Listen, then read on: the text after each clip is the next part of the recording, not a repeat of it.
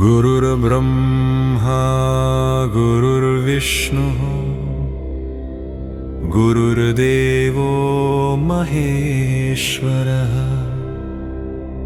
गुरुः साक्षात् परं ब्रह्म तस्मै श्रीगुरवे नमः। नमः शान्ताय दिव्याय सत्यधर्मस्वरूपिणे स्वानन्दामृततृप्ताय श्रीधराय नमो नमः।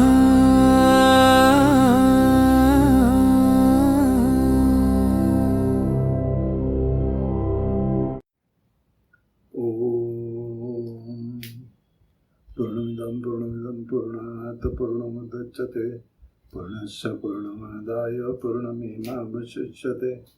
नमः शान्ताय दिव्याय सत्यधर्मस्वरूपिणे स्वानन्दामृततृप्ताय श्रीधराय नमो नमः। कृष्णाय वासुदेवाय हरये परमात्मने प्रणतक्लेशनाशाय गोविन्दाय नमो नमः। नमो देवै महादेवै शिवाय सततं नमः। नमः प्रकृतिभद्रायै नियता प्रणता स्मृता सर्वमङ्गलमाङ्गल्ये शिवे सर्वार्थसाधिके शरण्ये त्र्यम्बके गौरी नारायणी नमस्तुते। हरि ओम।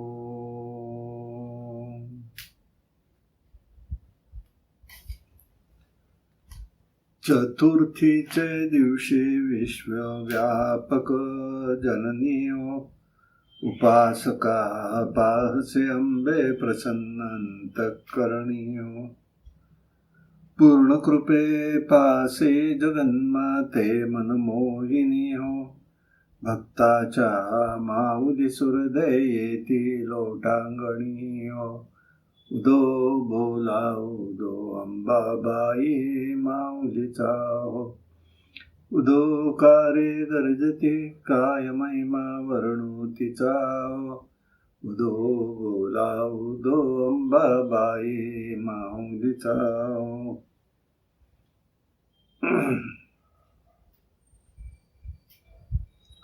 आज आपण देवी गौरीचं चरित्र पाहणार आहोत। तिला स्तोत्रामध्ये असं तिच्याबद्दल स्तोत्रात असं म्हणतात, महागौरी देवी शिव वृषभ आरूढ दिसचे महावस्त्रे अंगावरी हिमकणे युक्तवरीचे हस्त चतुर्हस्ता शूलांगी तडमरु शोभे तव करी स्वभक्तांच्या इच्छा परविसे तुला वंदन करी।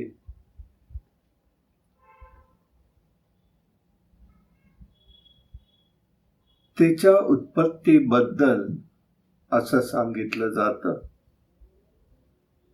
आपण सर्व ग्रंथ आणि मुख्य ग्रंथ म्हणजे देवी भागवत यामध्ये जी चरित्र आलेली आहे तदानुषंगिक इतरांचाही संदर्भ थोडा घेऊन या नवरात्रात आपण देवीचं चरित्र पाहतोय। दक्षाची कन्या सती तिने आपला देह योगाग्नीमध्ये नष्ट केल्यानंतर ती ऋषींच्या प्रार्थनेप्रमाणे हिमालयाची कन्या म्हणून पुन्हा प्रगट झाली। त्या जन्मामध्ये तिने भगवान शंकरांना प्रसन्न करून घेतलं, त्याची प्राप्ती व्हावी म्हणून तिने तपही केलं आणि त्याप्रमाणे तिने शंकरांना पती म्हणून स्वीकारलेलं आहे।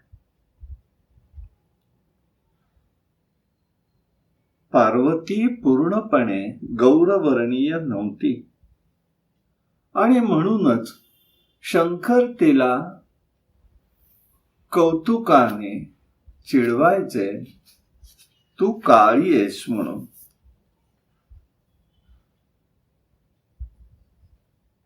असा एक विचार दिसतो, पण दुसराही एक विचार आलेला आहे. अंधकासुराच्या तपसामर्थ्यामुळे ब्रह्मा विष्णू महेश एकत्र आले. त्यांनी आपापल्या तेजातून एक स्त्री निर्माण केली, शक्ती म्हणून. तेजातने निर्माण झाले. सर्वजण वाद करू लागले, या स्त्रीला मी नाव देणार. तिघही जण वाद करू लागले. शेवटी तिघांमध्ये एक तोडगा निघाला आणि त्या तोडग्याप्रमाणे त्या स्त्रीनी 3 रूप धारण केली आणि मग त्या तिघांनी तिला नाव दिलेली आहे. 3 रूपात प्रगट झालेली ही स्त्री आहे. शुभ्र वर्ण जिचा होता तिला ब्रह्मदेवांनी सरस्वती नाव दिलं. रक्तवर्णीय जी होती तिला लक्ष्मी म्हणून म्हटलं. श्यामलवर्णीय जी होती तिला पार्वती म्हणून म्हटलेलं आहे. पार्वती हीच गौरी म्हणून पुढे प्रसिद्ध पावलेली आहे. म्हणून गौरीचं चरित्र आपण पाहणार आहोत. यामुळे शंकरांनी पार्वतीला काळी म्हणून चिडवलं. तिलाही राग आला त्याचा पुढे कालांतराने. ती वंद्य पर्वतावरती गेली, तपस्या केली आणि ब्रह्मदेवांकडनं तिने आपला वर्ण हा गौर व्हावा अशा प्रकारची प्रार्थना केलेली आहे. ब्रह्मदेव तथास्तु म्हणाले. तिने जी कात टाकली आणि नंतर तिला गौरवर्ण प्राप्त झाला म्हणून तिला गौरी म्हणू लागले. ही गौरी द्विभुजा असून एक हस्त वरद देणारी आणि दुसरा अभय देणारी आहे. केदारनाथाला जाताना तिथे गौरी कुंड आहे. त्या ठिकाणी गौरीचं मंदिरही आहे. त्या स्थानात 2 कुंड आहेत. एक थंड पाण्याचं कुंड आहे, ते अमृत आहे. आणि एक पाण्याचं कुंड आहे, ते गरम पाण्याचं कुंड आहे. अशा प्रकाराने तिथे दोन्हीही कुंड आहेत. अतिशय सुंदर स्थान ते आहे. देवी भागवतामध्ये असा एक विचारही आहे. हरिहर हे दोघेही तेजस्वी निस्तेज झालेले. त्यांच्याकडून कोणतंही कार्य घडेना.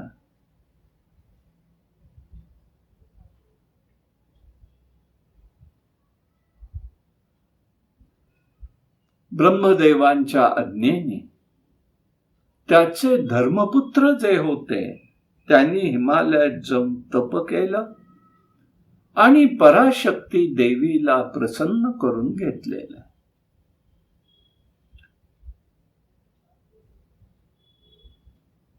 अनेक वर्ष तप केलं. तप करणं चूक नाही. तप कोणत्या कारणासाठी होत आहे हे महत्वाचं आहे. आणि कसं होत आहे. फार उग्र तप करू नये सामान्य माणसाने. करावी. तपश्चर्या आवश्यक आहे. तप ही साधन आहे. पण आपल्या तपामुळे इतरांना, आपल्याला, कोणालाही इजा होईल असं काहीही करू नये. दुराग्रह नकोय तिथे.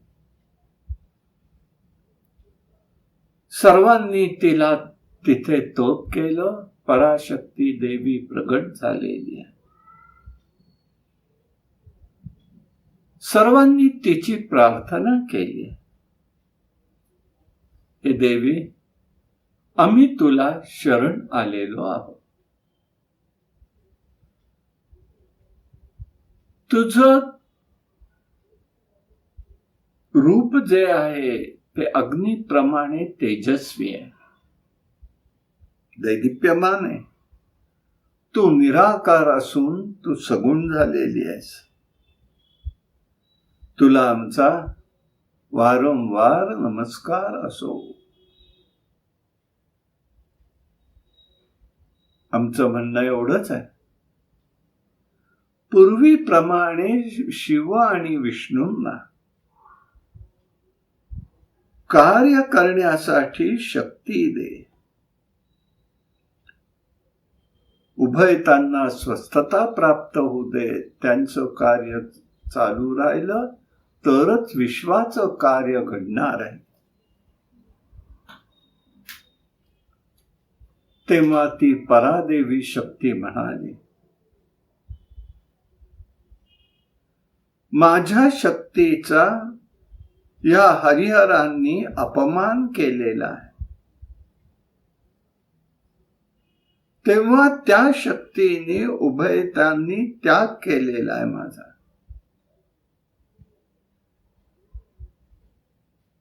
या सर्व त्रैलोक्यात माझ्या प्रेरणेने सर्व काही घडत असतं. त्यांना स्वसामर्थ्याचा गर्व झालेला आहे आणि त्यामुळेच त्यांची दयनीय स्थिती झालेली.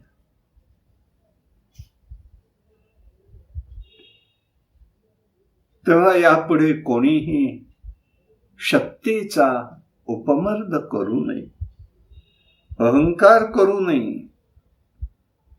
थोड्या काळातच त्यांना मी पूर्ववत करते, शक्ती प्रदान करते. थोडे दिवसातच मी दक्षाच्या घरी जन्माला येईन. ती गौरी म्हणून येईन.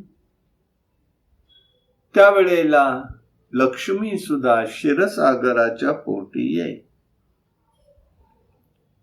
हे सांगून ही पराशक्ती अंतर्धान पावलेली आहे. पुढे कालांतरांनी दोघांनाही शक्ती आली, प्राप्त झाली. दक्षाच्या घरी गौरी जन्माला आली. ती सती होती, पार्वतीच होती. तिला त्रिकालाबाधित सत्याचं ज्ञान होतं.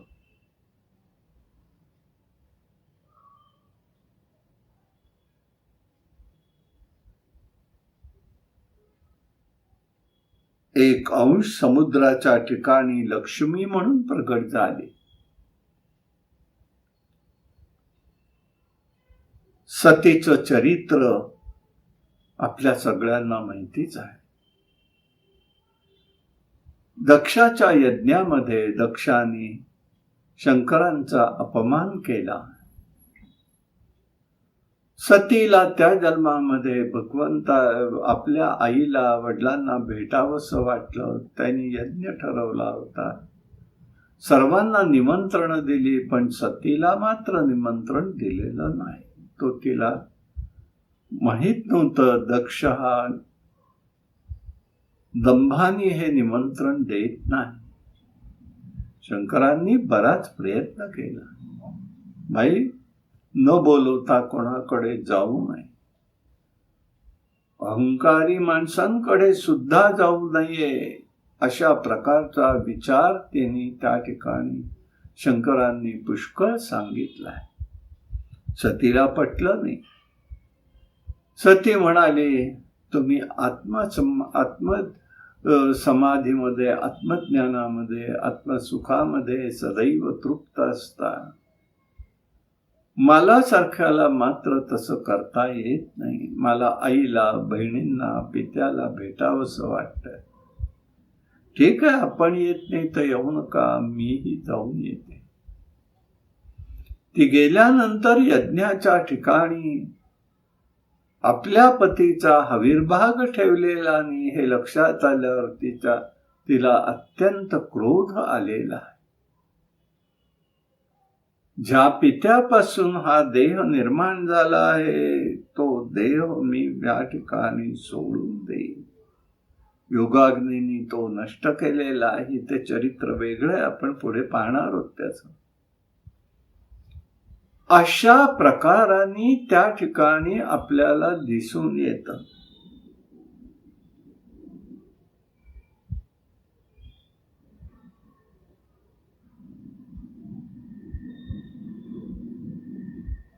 पुढेही भागवतात असं सांगतायत ऋषी.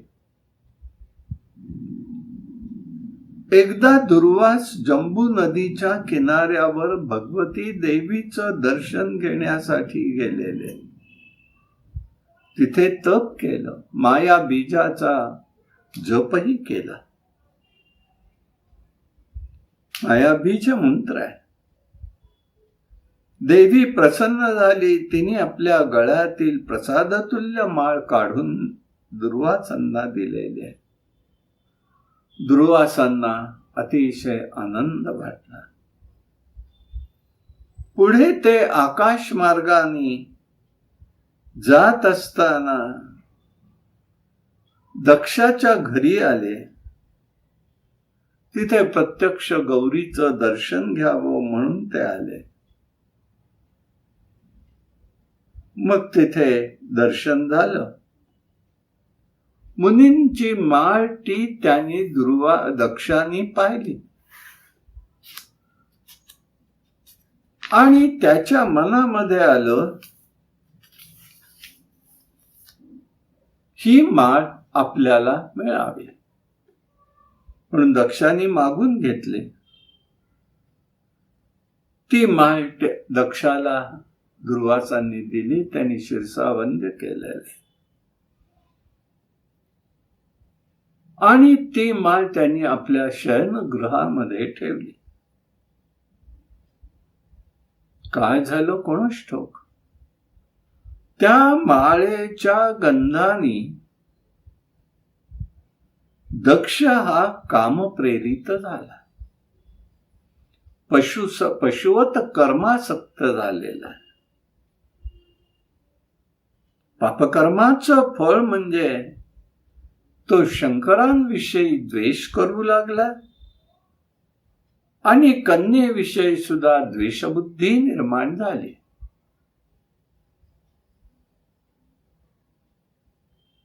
तथापि अपराधी दक्षाला पासून आपला देह निर्माण झाला म्हणून त्यांनी योगाग्नीमध्ये नष्ट केलेला आहे.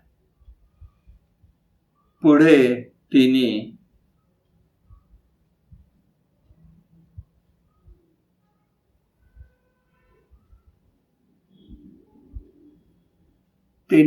त्या ठिकाणी हिमालयाच्या उदरी जन्म घेतलेला. ऋषींनी पुष्कळतेची प्रार्थना केली आहे देवाची. शंकरांनी सगळ्यांना तप करायला सांगितलं आणि ते तप म्हणजे चैत्र नवरात्र केलंय आणि चैत्र शुद्ध नवमीला तिचा जन्म झालेला आहे.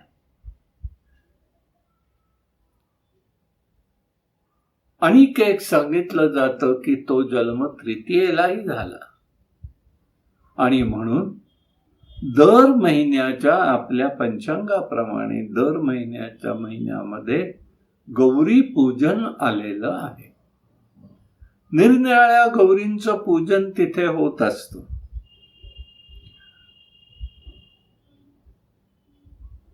ती वैभव मनुष्याला आणि समृद्धी प्रदान करते. त्या दिवशी स्त्रिया हे व्रत करतात. लवण रहित हविषांना सेवन करून उपवास करतात. प्राधान्याने चैत्र, वैशाख, भाद्रपद आणि माघ, फाल्गुन या महिन्यामध्ये गौरीचं पूजन महत्वाचं आहे. चैत्र महिन्यामध्ये चैत्र गौर आहे. दोलक उत्सव हा देवीचा केला जातो. महिनाभर हे व्रत करायचं आहे. अक्षय तृतीयेला त्याची समाप्ती करायची आहे. भाद्रपदामध्ये शिवगौरी पूजा आहे. हरतालिका पूजन हे गौरी पूजन आहे. ज्येष्ठा गौरीचं सप्तमी, अष्टमी, नवमीचं पूजन वेगळं. माघ महिन्यामध्ये शिवगौरी पूजा आहे. हा उपवास दुसऱ्या दिवशी सोडतात. फाल्गुन महिन्यामध्ये मेघपाली म्हणून गौरी पूजन आहे. आणि अशा प्रकाराने 12 महिन्यात ज्या गौरी आहेत त्याचं पूजन म्हणजे चैत्रामध्ये चैत्र गौर, वैशाखात चंपा गौरी, ज्येष्ठामध्ये ज्येष्ठ गौरी, आषाढात भराडी गौरी असं आहे. ही ज्येष्ठा गौर जी आहे तिची स्थापना ही ज्येष्ठात केली जाते, श्रावणात केली जाते. जे श्रावणात करतात तिची एक स्थापना. आणि भाद्रपद सप्तमीला जी गौरी येते ती त्या ठिकाणी ती एक आणि एक गौर ती त्या दिवशी स्थापन केली जाते. अशा 2 गौरींचं पूजन भाद्रपद महिन्यात होत असतं. त्याला महालक्ष्मी पूजन म्हणतात. श्रावणामध्ये मंगळा गौरी आहे. भाद्रपदात हरतालिका आहे. व अश्विन मध्ये ललिता गौरी आहे. कार्तिकामध्ये हस्ता गौरी आहे. मार्गशीर्षात स्वर्ण गौरी आहे. पौषामध्ये लज्जा गौरी आहे. माघामध्ये बृहद गौरी आहे. फाल्गुनामध्ये मेघपाल आहे. संसारात जीवाला सर्व गोष्टी लागत असतात. म्हणून टेंबेस्वामी महाराज प्रार्थनेमध्ये घोरात कष्टात या प्रार्थनेमध्ये म्हणतायत, भुक्तींच मुक्तीम, भुक्ती पण हवी आहे. धर्मे प्रीतीन सन्मती देवभक्ती सत्संगाप्ती देई भुक्तींच मुक्ती. भुक्ती म्हणजे समृद्धी आहे. संसारात ही लागतच असते. विनासक्त व्हावं जीवानी नाही असं नाही, होणं आवश्यक आहे. परंतु एक महत्वाचं आहे, सामान्य सुस्थिती येण्यासाठी त्याची आवश्यकता आहे. त्यात गुंतू नाही, पण मिळाल्याची अवहेलनाही करू नये. अहंकार निर्माण होऊन देऊ नये. ते आपल्यामुळे झालं. देवाची कृपा झाल्याशिवाय सत्कर्मही होत नाही. आणि सत्कर्म केल्याशिवाय देवाची कृपा होत नाही. ही सूत्र आहे.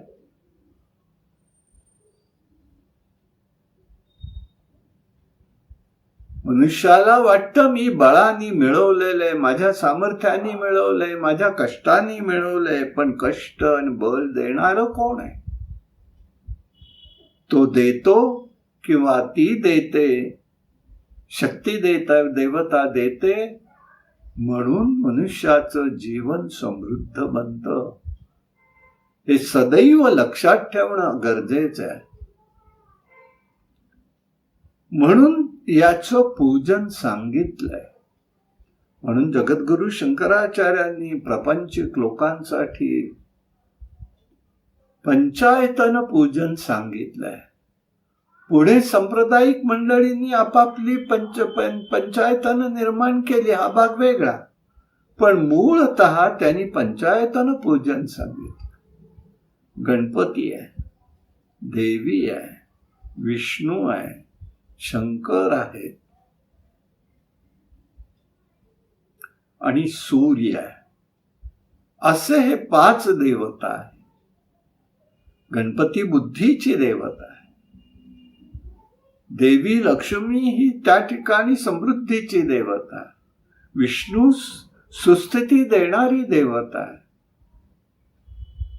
शंकर संहाराकडे कशा पद्धतीने पाहावं हे शिकवत आहे. आणि सूर्य हा तेज देतो, बुद्धी ठेवतो, तेजस्वी. आणि म्हणून या 5 स्रोत म्हणून प्रपंच म्हटलेला आहे. हे 5 प्रपंच आहे, हा 5 स्रोत आहेत प्रपंचात. हे सामान्यपणे हे पंचायतन आवश्यक आहे. त्याचं स्मृती, त्याचं चिंतन हे सदैव असलं पाहिजे. तिथे लक्ष्मीच्या इथे आपली जी कुलस्वामिनी आहे ती महत्वाची, तिचं पूजन आहे. असो, तो विषय अनेक स्वतंत्र आहे, परंतु या निमित्ताने आलाय म्हणून आपल्या पुढे मांडतो. काशी क्षेत्रात, वाराणसी क्षेत्री इथे गौरीची पूजन, गौरींची एक छोटी मंदिर आहे. मुख निर्मिला लोक गौरी, ज्येष्ठा गौरी, सौभाग्य गौरी, शृंगार गौरी, विशालाक्ष गौरी, ललिता गौरी, भवानी गौरी, मंगळा गौरी आणि महालक्ष्मी गौरी अशा आहेत. आणि म्हणून जीवनामध्ये केवळ वैराग्य असून चालत नाही. अनासक्त रूपाने सगळं करायचंय, पण ते माझं नाही हे समजून करायचंय. त्याबरोबर सगळं ऐश्वर्यही असावं. ज्ञानदेवांकडे जाऊन संसार मागणं, मुलंबाळ मागणं, पैसा मागणं हे हास्यास्पद आहे. ज्याच्याकडे जे आहे तेच मागितलं गेलं पाहिजे हे लक्षात घ्यायचंय. या ऐहिक ऐश्वर्याच्या देवता आहेत, त्या आध्यात्मिकही देवता आहे. पराशक्ती, महालक्ष्मी या आध्यात्मिक देवता आहेत. ऐहिक ऐश्वर्याच्या आहेत, पण त्याच्याबरोबर आध्यात्मिकही आहेत. करवीर महात्म्य वाचलं की लक्षात येतं महालक्ष्मीचं किती महत्व आहे. कसं आहे, ती आध्यात्मिक शिकवण काय काय देतीये याचं चिंतन करायला पाहिजे. संस्कार असतात, पण त्यातून सर्व अनुष्ठानातून, यज्ञ यागातून, उपासनेतून प्रत्येकाकडनं सगळ्याची पूर्तता होते असं होत नाही. म्हणून इथे दृष्ट अदृष्ट अनेक प्रतिबंध येतात. त्यामुळे ईश्वर प्राप्तीसाठी, ज्ञानप्राप्तीसाठी प्रयत्न करावा लागतो. काही गोष्टीत समाधान मानावं लागतं. यश सगळ्यातच मिळतं असं कधीही घडत नाही.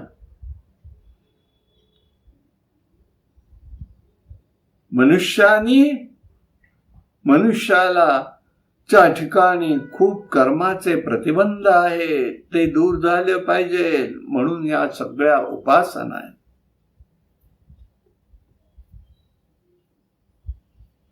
यासाठी व्यास महर्षींनी चवन ऋषींचं चरित्र सांगितलेलं आहे. चवन ऋषी भगवंताचे तसे भगवतीचेही उपासक होते. ब्रह्मदेवांच्या आज्ञेने त्यांनी पुढे त्या ठिकाणी तपस्या सुरू केलेली. ही तपस्या चालली असताना ते ध्यान स्थितीत आहेत. पुष्कळ त्यांचं त्या ठिकाणी तपस्या चाललेली आहे. ध्यान अवस्थेमध्ये त्यांची समाधी लागलेली आहे. आणि त्या समाधी अवस्थेमध्ये शरीराभोवती वारुळ मुंग्यांनी केलं तरीही त्यांना स्मृती नाही.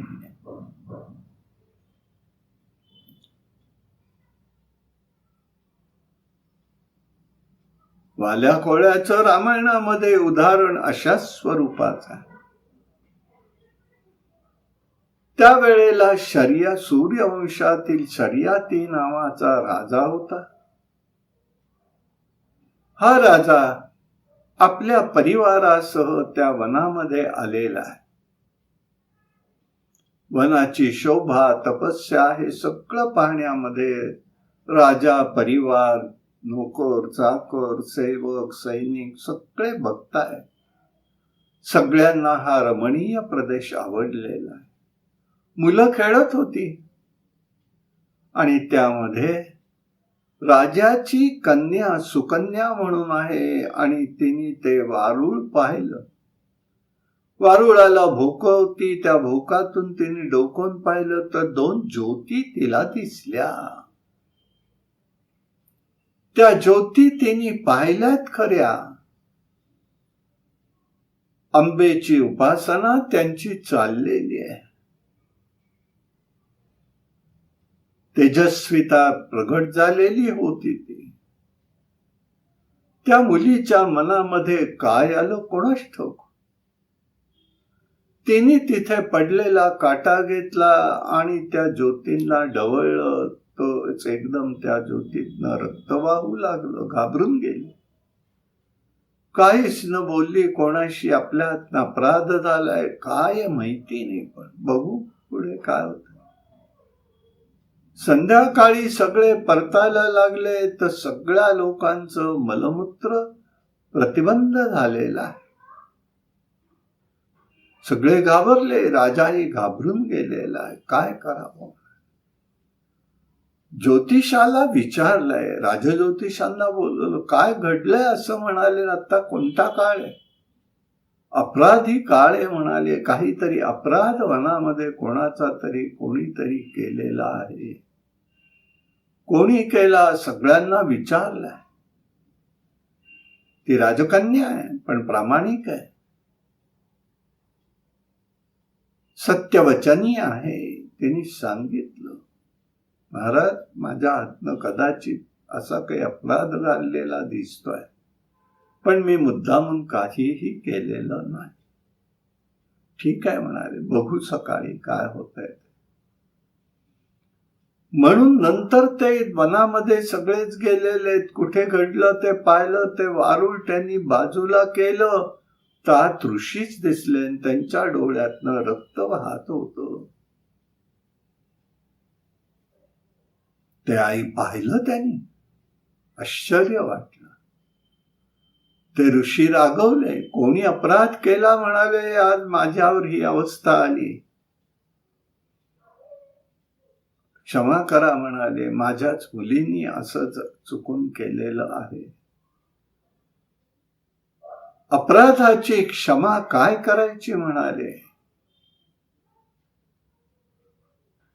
राजाने त्यांचा भाव ओळखला.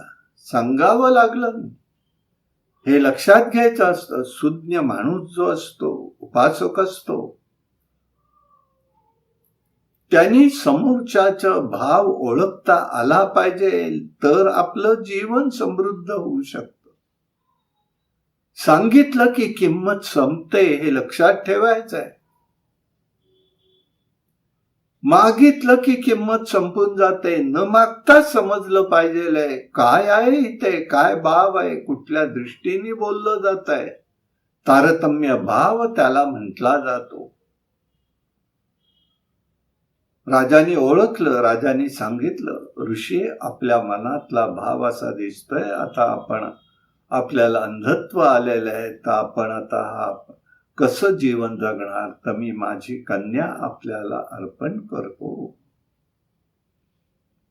ती तुमची सेवा करेल. मुलीलाही सांगितलं तुझ्या हातून अपराध घडलाय तेव्हा आता तुला यांची सेवा करावी लागेल. मुलीने त्याला अनुमोदन दिलेलं आहे.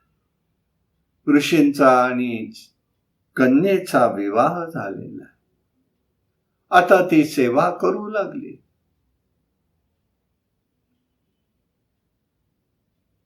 सेवा करताना तिच्या ठिकाणी एक भाव प्रगट झाला. काय करावं? भाव म्हणजे तिचा दुष्टभाव काहीच नाही. आता आपल्या हातनं अपराध झालेला आहे. आयुष्य समर्पित भावानी व्यतीत करते. सरोवर होतं तिथे. त्या सरोवरात काही दिवसांनी, वर्षांनी त्या सरोवराच्या ठिकाणी ती चाललेली आहे. रोजच जाते, आजही ती गेली आहे. पण तिथे स्वर्गलोकातले अश्विनी कुमार दोघंही त्या ठिकाणी आलेले. तिचं सौंदर्य पाहिलं, लुब्ध झालेले. तिने लगेच त्यांच्याकडे त्यांचा भाव तिने ओळखून म्हणाली आहे, मी माझे पती इकडे आश्रमात आहेत. आता मी त्याची सगळी व्यवस्था बघते, त्यांची सेवा करते. चला आश्रमात. म्हणून पाणी घेऊन ती त्या दोघांना घेऊन घरी आलेली आहे. आश्रमात आलेली. आश्रमात ऋषींकडे पाहिलं. ऋषींनी त्यांना प्रार्थना केली, अश्विनी कुमार, आपण देवांचे वैद्य आहात. आपल्याकडे सामर्थ्य आहे, आम्हाला दृष्टी द्यावी. आणि हे जे वृद्ध काळ आलेला आहे, जरा अवस्था आलेली आहे, त्यातून मला तारुण्याची अवस्था प्राप्त करून द्यावी. आणि देण्या घेण्याचा व्यवहार हा अनादी काळापासून आहे. तुम्ही अमकं दिलं तर आम्ही तमकं करू, तुम्ही तमकं दिलं तर आम्ही तमकं करू. चांगला का वाईट आणि किती मर्यादा, कुठे काय, याला मर्यादा असतात. ठीक आहे म्हणाले, मी तुम्हाला ते देतो, तुम्ही त्या बदल्यात आम्हाला काय देणार? ते म्हणाले, यज्ञामध्ये हविर्भाग जो देवदेवतांना दिला जातो, त्यात तुमचं नाव नाही. आम्ही यज्ञ करू तेव्हा आम्ही तुम्हाला त्याच्या पुढे अश्विनी कुमारांना म्हणून हविर्भाग देत जाऊ. ठीक आहे म्हणाले, चला म्हणाले. आणि ते गेलेले आहेत. ते गेल्यानंतर त्यांनी त्या ठिकाणी स्नान केलं. तिघही एका रूपात बाहेर आले. एकाने सांगितलं, आता यातला तू तुझा पती कोण आहे ते ओळख. जर तुला त्याला बरोबर ओळखलं तर विषयच नाही, पण नाही ओळखलंस तर आमच्यापैकी कोणी अश्विनी कुमारांपैकी असेल तर तुला आमच्या बरोबर स्वर्गलोकात यावं लागेल. ऋषींना त्यांनी त्यावेळेला जरावस्था जाण्यासाठी एक रसायन दिलेलं आहे. आणि त्या रसायनाचंच नाव च्यवनप्राश असं आहे.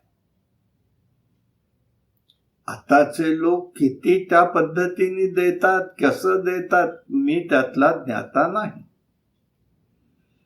परंतु तिथे अवस्था येते, त्याच्यातलं आहे हे उदाहरण यांचं. डोळ्याला औषध दिलं आणि रूप येण्यासाठी पुन्हा त्यांनी त्या ठिकाणी सरोवरावर आणलेलं आहे. या रूपात आले. आता तिला प्रश्न पडला. तिने माता जगदंबेची, आपली कुलस्वामिनीची प्रार्थना केलेली आहे, माते मला प्रेरणा दे. ती कसं कार्य करते यासाठी हे सगळं चरित्र सांगितलं. ती कार्य करते कसं, याला महत्व आहे. आणि म्हणून त्यांनी त्या ठिकाणी सांगितलेलं आहे. ओळखायचं आहे. तिने प्रार्थना केली, माझे पती कसे ओळखू हे आई जगदंबे, मला तू प्रेरणा दे. तिला प्रेरणा ऐन वेळेला झाली. देवादिकांमध्ये व्रत, वैकल्य, समर्पितता ही कमी असते. त्यांच्या अंशाचे भाग ते भोगत असतात किंवा कार्यही करतात, त्याचं फळ त्यांना मिळतं. परंतु या ठिकाणी तिने लगेच पाठ फिरवून सांगितलं, ऋषीवर संध्येची वेळ झाली आहे, कारण संध्याकाळची वेळ होती. संध्येची वेळ झाली आहे तेव्हा संध्येला चला. ऋषी तात्काळ लगेच निघाले. हेच माझे पती म्हणाले. तेव्हा अश्विनी कुमार तिथून निघून गेलेले आहे. अशा प्रकाराने त्यांना ते प्राप्त झालं आणि मग पुढे त्या ठिकाणी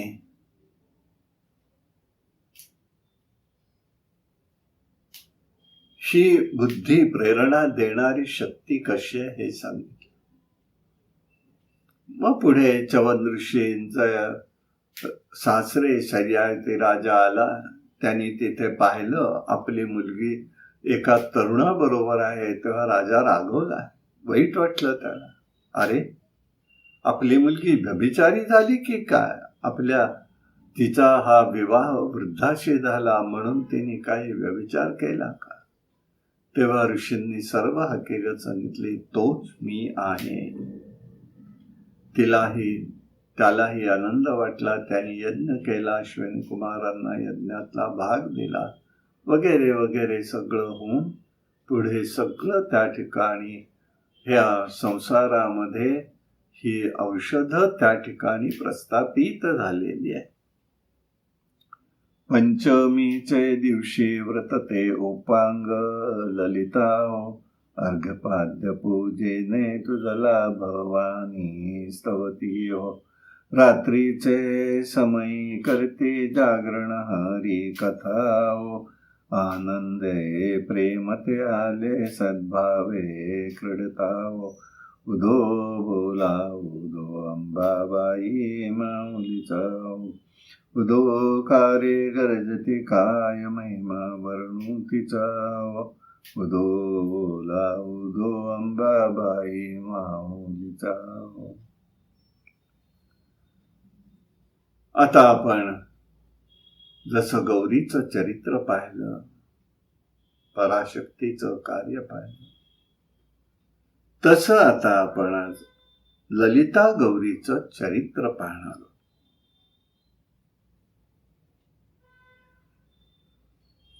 तिच्याबद्दल म्हटलं जातं, चतुर्भुजे चंद्रकलांसे कुचत्तेनी कुंकुमराग पर्णी पुंड्रे तू पाशां कुशपुष्पमा बाण हस्ते जगन्माता तुभ्यं नमस्तुते.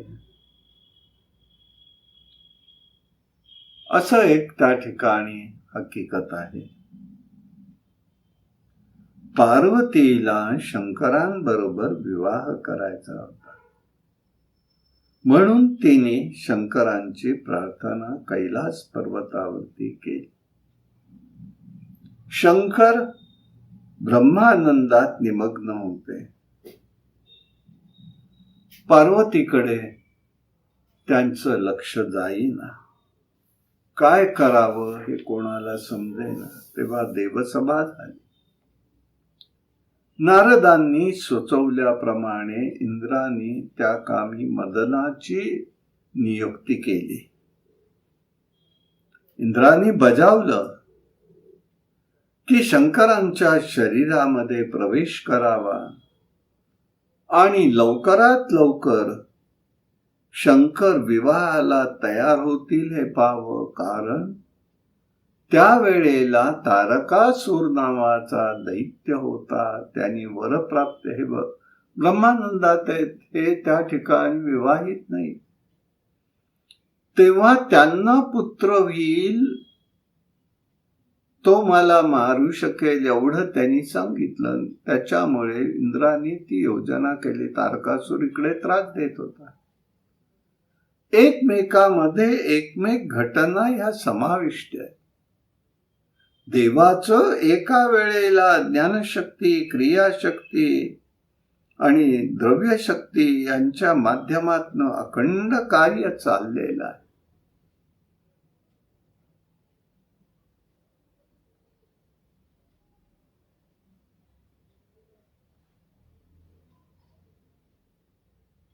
शंकरांकडून वध व्हायचा. आता शंकरांना प्रेरित केलं पाहिजे. सती गेल्यावरती शंकर एकांतात होते. पुत्रप्राप्तीसाठी विवाह आवश्यक होता. सर्वजण म्हणतायत शंकरांनी विवाह करावा. मदनाला मदनाला हे सांगितलं, तू जा आणि प्रेरणा घे आणि पार्वती त्या ठिकाणी शंकरांची विवाह व्हावा म्हणून ती त्या ठिकाणी तप करत होती. शंकरांनी तो बाण मारणार मदन, तो शंकरांनी अंतर्ज्ञानाने जाणलं. ते क्रोधाविष झाले. तृतीय नेत्र उघडला आणि मदन जळून गेला. मदनाची पती रती होती, ती विलाप करू लागली. गणपतीला दया आली. त्यांनी शंकरांकडे रदबदली केली. त्याचाही उपयोग झाला नाही. मग गणपतींनी मदनाच्या शरीराच्या राखेतून एक मानवाकृती निर्माण केली. म्हणून गणपतींनी त्याच्यामध्ये प्राण घातला आणि तो त्याच्या बरोबर खेळू लागला. हे बालक रक्षेमधलं होतं. क्रोधाचा अंश असल्यामुळे ते बालक दैत्य रूपाने वाढू लागलं. त्याचं नाव भंडासूर म्हणून होतं. गंगातीरी त्यांनी 10,000 वर्ष तप केलेले. शंकर प्रसन्न झाले आणि त्याच्यावरती अमरत्वाचा वरही मिळाला. पुन्हा तप करू लागले. शंकरांना प्रसन्न झाले. मग त्या प्राप्तीत त्रैमूर्ती व्यतिरिक्त दुसऱ्या कोणाकडूनही मी मरणार नाही, मरण येणार नाही, तरी याचं समाधान होईना. पुन्हा तप सुरू केलं. देवादिकांकडून नको, पशु पक्षी यांच्या कीटक यांच्याकडून नको, संरक्षण मागितलेलं आहे. स्त्रीकडून तो बोलला नाही. वर प्राप्तीनंतर भंडासूर हा उन्मत्त झालेला आहे. पृथ्वीवर त्यांनी धुमाकूळ घातला. तेव्हा इंद्र पराशक्ती देवीचं रूपाचं त्यांनी तप सुरू केलं.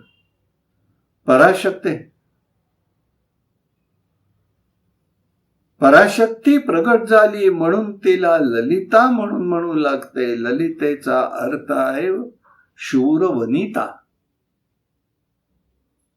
वास्तविक देवताचा जन्म व्हावा म्हणून ब्रह्मदेवांनी यज्ञ केला. त्यामधून पराशक्ती प्रगट झाली म्हणून तिला ब्रह्मदेवांची मानसकन्या असं म्हटलं जात. तन्मध्ये तू महादेवी मुदारक यत् समप्रमा. पुढे शंकरांनी एक कामेश्वर नावाचं रूप केलं आणि तिचा विवाह त्यांच्या बरोबर झाला म्हणून तिला कामेश्वरी म्हणू लागले, जिचं स्थान हे आसाम मध्ये. यात महत्वाची गोष्ट म्हणजे तपश्चर्येने जे मिळतं त्यावर संतुष्ट न राहता आपल्याला जे पाहिजे ते मानव मिळवू शकतो. फक्त त्यासाठी निर्धार हवा. क्लेश सोसण्याची तयारी हवी आहे.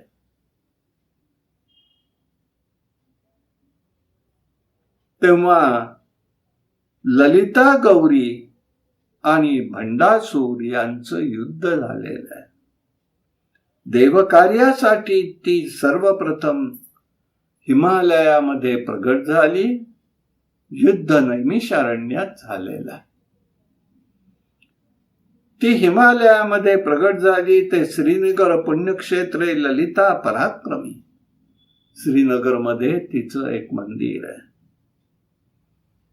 पुढे दोघांचं नैमिषारण्यात फार मोठं युद्ध झालं आणि तिथे जे युद्ध झालं त्या ठिकाणी त्या ललिता गौरीचं स्थान प्रगट झालेलं आहे. श्रीनगरमध्ये तिच्या प्रगटीकरणाचं स्थान आहे. युद्ध झाल्याचं स्थान नैमिषारण्यात आहे. तसंच पुढे वाराणसीमध्ये सुद्धा आहे. ती चतुर्भुजा आहे. तिच्या हातामध्ये आरसा, शंख, फळ आणि जलाची कुंकाची डबी, काजळाची डबी असं त्याचं स्वरूप आहे. अशी ती उभी आहे. तिने अनेक अलंकार परिधान केलेले आहे.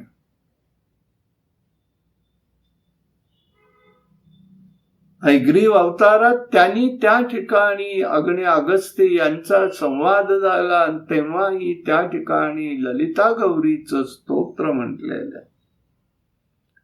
देवीचं त्रिशती स्तोत्र आहे, ललिता सहस्रनाम आहे, ललिता हृदय, अशी अनेक स्तोत्र आहेत तिची. तिचं जे प्रगटीकरण झालं ते अश्विन शुद्ध पंचमीला झालं, म्हणून ललिता गौरीचं पूजन हे केलं जातं.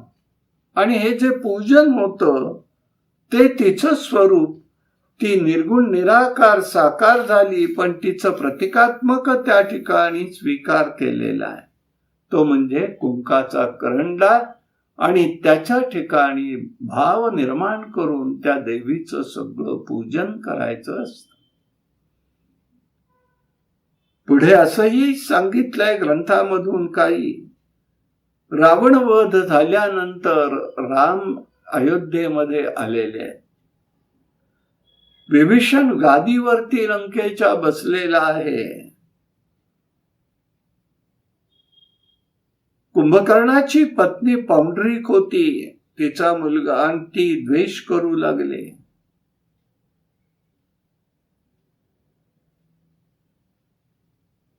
रावणाचं राज्य जायला आणि माझा पती जायला, ही सगळी मुलं जायला, जो कारणीभूत आहे तो विभीषण आहे, आणि त्यालाच पुन्हा राज्य तो करतोय याचा राग त्याला आलाय. ती पाताळात गेलेली आहे. पाताळामध्ये शतमुख नावाचा दैत्य आहे, त्यालाही त्या ठिकाणी शतमुख रावण म्हणूनच म्हटलं जातं. त्यांनी लंकेवरती तिच्या मदतीने स्वारी केली. विभीषण घाबरून गेला. प्रभू रामचंद्रही मदतीला आले, पण युद्ध त्याला यश आलं नाही. जय होईना म्हणून नारदांच्या सांगण्याने हनुमानाने त्या ठिकाणी झोपलेल्या अवस्थेत सीता असताना सीताला विनंती केली, बाई आता मार्ग काढ. या भगवतीचं चरित्र किती अगाध आहे लक्षात घ्या. तिने अतिशय उग्र रूप धारण केलं आणि तिला घेऊन हनुमंत त्या युद्धाच्या लंकेला आलेला, आणि तिथे त्याच्या बरोबर युद्ध झालेलं आहे. त्याचाही वध अश्विन शुद्ध पंचमीला केलेला आहे. तिलाही गौरी म्हणूनच ललिता गौरी म्हटलं जातं. हे ललिता गौरीचं व्रत महाभारतात लिहिलेलं आहे. कृष्णाने पांडवांना करायला सांगितलेलं आहे. राजा दशरथाने हे व्रत केलं, आणि त्यानंतर ऋषशृंगाला बोलवून त्यांनी यत्पुत्रकामेष्ठी यज्ञ केलेला आहे. राजा दशरथ हे व्रत 10 वर्ष करत होता. प्रत्येकात एक एक शक्ती असतेच, तिचा विकास घडला पाहिजे. ही शोधण्याचा प्रताप करणारी, ही शोध आणि शौर्याचा प्रताप करणारी ही शक्ती आहे. पराशक्तीने हे रूप धारण करून लोकांवर उपकार केलेले आहे.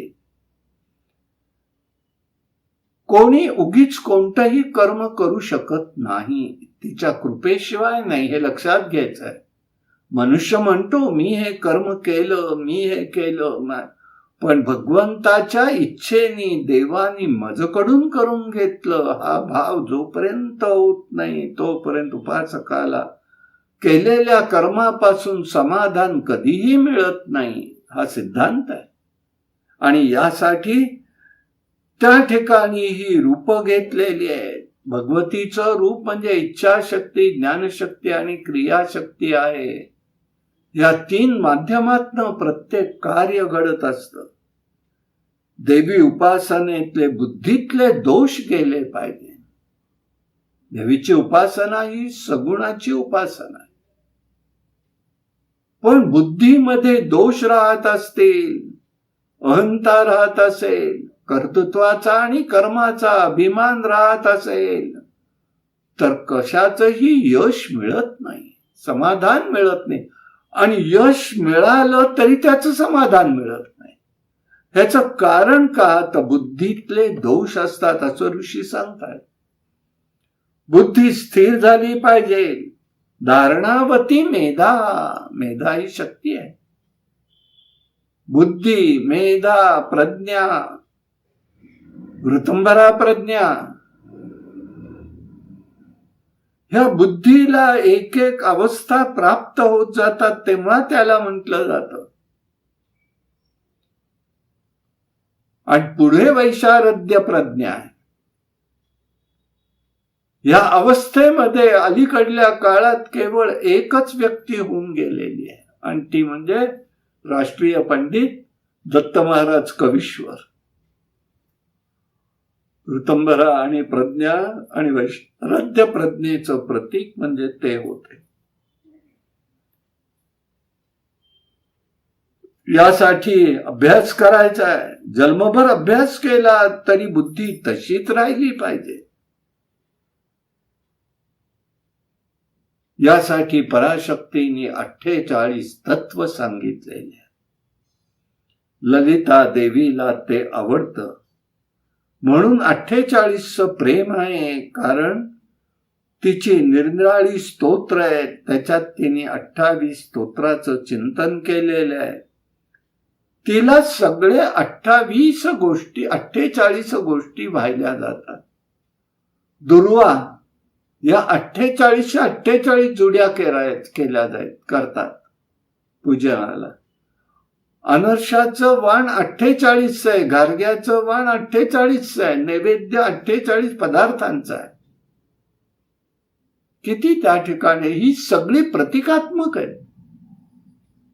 पण ते भाव ठेवून करायचंय. लोक ऋषी सांगतात नाही तत्व लक्षात राहिलं तर सगुणानी का विना, याचं तुम्ही त्या ठिकाणी करावं. त्यांनी जीवाला समाधान वाटतं.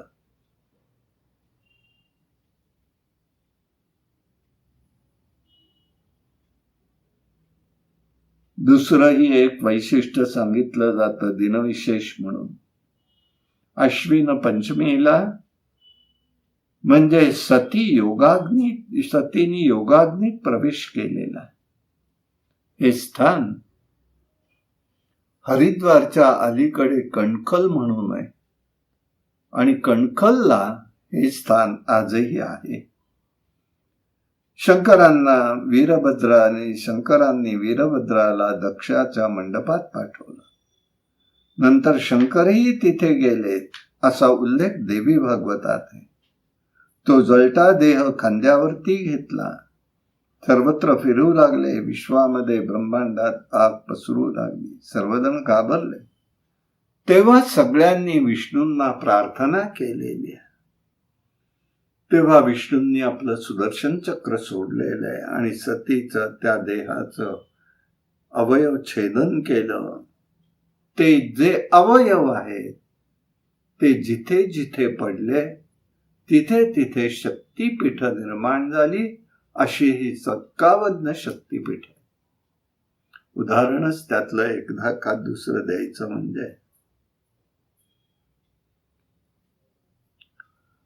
नैनिताल आहे. तिथे देवीचे नयन पडलेले आहे म्हणून हिमालयातलं हे एक महत्वाचं स्थान म्हणून घेतलं जातं. कामाख्या आसाममध्ये आत्ताच आपल्याला सांगितलं, तिथे सतीचा योनीचा भाग तिथे पडलेला आहे. अशा संबंध भारतामध्ये 51 अवयव जिथे जिथे पडले तिथे तिथे 51 शक्तीपीठ झालेले आहेत. पुष्कळ विस्तार आहे त्याचा. अशा प्रकाराने केलं जातं. तिचं स्वरूप पाहताना देव केळीच्या पल्लवांनी मकरात तिचं पूजन करतात. कुंकाच्या करंड्याचं झाकण हा कळस म्हणजे देवीचं प्रतीक म्हणून ठेवतात. कमळावरती विराजमान आहे, तिनं निळवस्त्र परिधान केलेलं आहे, तिची कांती स्वर्णकांती आहे. तिचं वर्णन ऋषी असं करतात, नील कौशल्य वसनम हेमाम कमलासनम भक्तानां वरदा नित्यम ललिता चिंतमाम्य. लाडू, वडे, भोपळ घरगे हे तिचे आवडीचे वायनाचे पदार्थ आहेत. अशा प्रकाराने तेथे एक हकीकत आहे. भृगु नावाचं क्षेत्र आहे, तेथे गौतम राहत होते, त्यांना संतान नव्हतं. त्यामुळे पती पत्नी उदास होते. तेव्हा त्यांनी शांकरी दुर्गेची मनोभावे सेवा केली. वृद्धपकाळात त्यांना 2 पुत्र झाले, एक श्रीपती आणि एक गोपती. श्रीपती यांनी खूप श्रम केले, उपासना केली, श्रीमंत व्हावं इच्छा झाली आणि त्याप्रमाणे तो झाला. गोपती म्हणजे म्हणजे गाय आहे, धेनू आहे, हे संपत्तीचं प्रतीक आहे.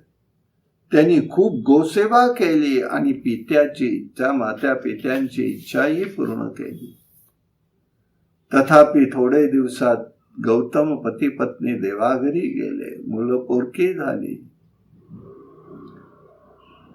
त्याच्या चुलत्यांनी त्याला घरातनं हकलून दिलं. मुलांना संपत्तीचं वाटा द्यायला नको म्हणून. शेवटी ते हिंडत हिंडत एका नगरीत गेले. त्या घरापाशी भिक्षा मागितली. मुलांचं रूप आणि स्पष्टवाणी ऐकून घरातले लोक खुश झाले. त्याचं नाव विवेक बुवा होतं.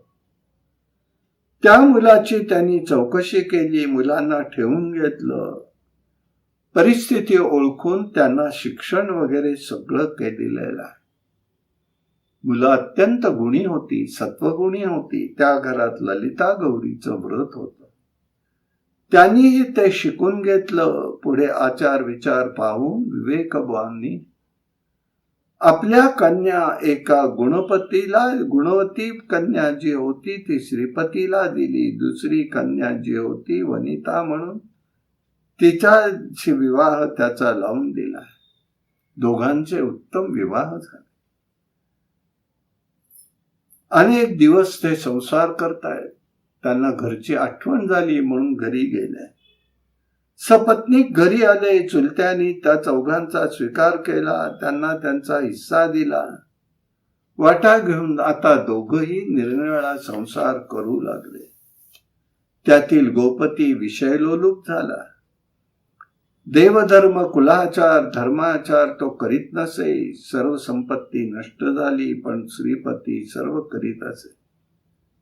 देवीची आराधनाही करायचा. घरी संपत्ती ही वाढत गेली. गोपतीला चूक कळाली. मग उपांग क्षेत्री तो गेला. तेथे त्यांनी देवीच्या मंदिरात गेला. तिथे त्यांनी तप केलं.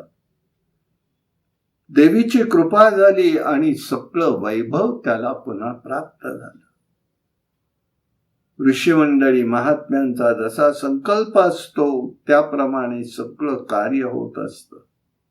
संकल्पाने कार्य घडलं तरी सुद्धा त्या ठिकाणी जर बुद्धी आमची भगवंताच्या चरणी लीन असेल, कर्तृत्व आणि अभिमान हा नष्ट झाला असेल, कर्तृत्वाचा अभिमान, भोक्तृत्वाचं फळ, तरच त्याचं फळ मिळतं. मनाचे संकल्प पावविल सिद्धी हे त्या पाठीमागे धोरण आहे. देवीचं चरित्र लोकशक्ती, ज्ञानशक्ती, क्रियाशक्ती, इच्छाशक्ती याच्यावरती अवलंबून आहे. नियाम्य आणि नियमक ही शक्ती फार मोठी आहे. स्वतःची इंद्रिय, मन, बुद्धी याचं नियमन करणारी अतिशय ती कठीण आहे. यासाठी योगशक्ती हवी आहे. ज्या विद्येच्या साह्याने जीवभाव नाहीसा होतो ती विद्या म्हणजेच आत्मविद्या होय, आणि तेही प्राप्त झालं पाहिजे हे लक्षात घ्यायचं आहे. उपासना साधना करताना आपण निसंदेह झालं पाहिजे. केलेल्याचा रिटर्न मिळला पाहिजे. जी सध्याची परिस्थिती सगळीकडे दिसते ते त्या ठिकाणी परतावा मिळाला पाहिजे. तिथे फार मोठा घात होतो. ज्ञान हे सर्वांना मिळालं पाहिजे, व्यासांची इच्छा आहे. पूजनामध्ये आत्मीयता असायला पाहिजे. व्रतपूजन अनुभवात्मक ज्ञानाची जोड असते, म्हणून प्रत्येक पूजनामागे अनुभवात्मक कथेची जोड असते. ते बहिरंग साधन आहे. उपासनेने अहम गेला पाहिजे. अनेक लोक असे आहेत, कुणी विचारेल कृष्णराव आले का, त्याला ते माहीत असेल, तो म्हणतो नाही आले किंवा आले. तसे ईश्वर आहे का? संत ऋषी म्हणतात आहे. काही म्हणतील अहो आम्ही पाहिलेलं नाही. तेव्हा भाव आणि अभाव ही शुद्धी प्रमाण आपल्याकडे घेऊन ते ठरवणे. देवी चरित्र भगवंताचं चरित्र असं अगाध आहे, हे लक्षात घ्यायचं आहे. म्हणून जन्मेजय विचारतोय देवी भागवतामध्ये, हे ऋषी हो, आपण देवीचं पूजन यज्ञ आदी म्हणालात, ती देवी कोणती, तिची उत्पत्ती कुठे आणि कशी झाली, तिचे गुण कोणते ते सांगा, तिचा यज्ञ करण्याचा विधी कोणता. व्यास म्हणाले, प्राचीन काळी नारदांनी ही चर्चा केली असताना त्यांनी जे सांगितलं तेच मी तुम्हाला सांगतो. नारद म्हणाले, ब्रह्मदेवांनी मला यापूर्वी हे सांगितलं होतं. जीवानी परतत्वाचं ज्ञान करावं, तिथे प्रलय काल होतो, तेव्हाच त्याचा क्षोभ होतो, पंचमहाभूत निर्माण झाली. त्यात 3 गुण सत्व रज तम हे होते, बाकी सर्वाच कमी अधिक मिश्रण झालं, पंचमहाभूत निर्माण झाली, मग चेतन अचेतन सृष्टी झाली. सर्व सनातन ब्रह्माच्या जवळची चैतन्यमय शक्ती असते, ते कार्य करते. त्यामध्ये महाशक्तीमुळे ब्रह्मा विष्णू महेशही निर्माण झाले. त्यांनी जगताची उत्पत्ती स्थिती लय करवला. ब्रह्मदेव म्हणाले, पाहता पाहता एक विमान आलं, त्यात एक दिव्य अष्टभुजा भुवनेश्वरी देवी आली. तिची आम्ही स्तुती करताना पाहिलं आणि मग त्या ठिकाणी ती भुवनेश्वरी प्रसन्न झालेली होती. अद्भुत दृश्य दिसलं. त्या सर्व तिच्या पायाच्या नखामध्ये बघत असताना, पायाकडे बघताना नखामधून सगळं विश्व प्रगट झालं. चराचर सृष्टीचं दर्शन झालं. त्यावेळेला ब्रह्मा विष्णू महेश म्हणाले, हे प्रकृती विद्यात्री देवता, तुला आमचा नमस्कार असो. कल्याणी कामदावृत्ती तसंच विश्वरूपिणी भगवती, तुला नमस्कार असो. तू सच्चिदानंद स्वरूपिणी आहेस. विश्वयोनी रूप, तुला नमस्कार असो. पुष्कळ स्तुती केली. तिच्या दिव्य प्रभावाने ब्रह्मा विष्णू महेश उत्पन्न झाले. भगवती माता नित्य पुराण प्रकृती आहे. बुद्धिमानांची बुद्धी, बलवानांची शक्ती, सामान्यामध्ये कीर्ती, कांती, कमला, निर्मला, तुष्टी आणि जीवांना मुक्ती देणारी ही तूच आहेस, हे लक्षात येत आहे. तू गायत्री आहेस, तू स्वदा आहेस, तू सगुण आहेस, तू ओंकारातील अर्धमात्रा आहेस. तू देवादिकांच्या रक्षणासाठी तूच आगम आणि निगम रचना केल्या आहेस. मग त्या देवीने त्यांना निघताना विमानात बसून सर्व ब्रह्मांड दाखवलेलं आहे. ही रचना कोणी केली? तप, इंद्रिय दमन, समाधी, यज्ञद्वारा ज्यांनी शाश्वत ज्ञान प्राप्त करून घेतलं, त्यांना मी हे सगळं दर्शन घडवते. तुझ्या चरणाची सेवा केल्यानंतर सुद्धा तुझे रजगुणामुळे हे सगळं प्राप्त होतं. त्यांनी देवीची पुष्कळ स्तुती केली आहे. देवीलाही मग देवी म्हणाली, मी प्रत्यक्ष सत्यरूप ब्रह्म आहे. या ब्रह्मात माझ्यात भेद नाही. एकच मात्र ब्रह्म अद्वितीय आहे. ते नित्य आहे. मी सनातन आहे, तेही सनातन आहे. विश्वरचना मी करते, त्यावेळेला अनेक रूप मी धारण करते, त्यालाही मीच प्रगट करते. पृथ्वी जेव्हा कांतिमान असते तेव्हाच मी भार धारण करते. शाश्वत, क्षणिक आणि शून्य, नित्य अनित्य सकर्तृत्व अहंकार, अशा 7 प्रकारांनी प्रकृतीचं वर्णन केलेलं आहे. ब्रह्मदेवांच्या जवळ रजोगुणयुक्त महास्वरचे तिचं रूप आहे. सत्यलोकी ती राहते. अशा प्रकारचा विचार तिने त्या ठिकाणी व्यक्त केला. वाघबीज रूपी आणि कामबीज आणि मायाबीज युक्त विष्णूंकडे लक्ष्मी रूपाने राहते आणि ओंकार स्वरूपाने शिवाजवळ महाकाली गौरीसह मी राहते. सनातन ब्रह्माबरोबर मी सदैव स्मरण करावं, त्याच्याबरोबर माझंही स्मरण करावं आणि म्हणूनच आनंदात राहावं हे सांगण्यासाठी देवीने त्या ठिकाणी पराशक्तीने देवीने सांगितलं आणि सगळ्यांना ज्ञानप्राप्ती झाली. अशा प्रकाराने मनोभावे भगवंताची आणि भगवतीची उपासना करावी यासाठी हा सगळा विचार आपल्या समोर मांडलेला आहे. कायेन वाचा मनसेंद्रिय बुद्ध्यात्मना प्रकृती स्वभावात करोमि यद्यं सकलं परस्मै नारायणाय ते समर्पयामि. हरि ओम. अंबा माता की जय.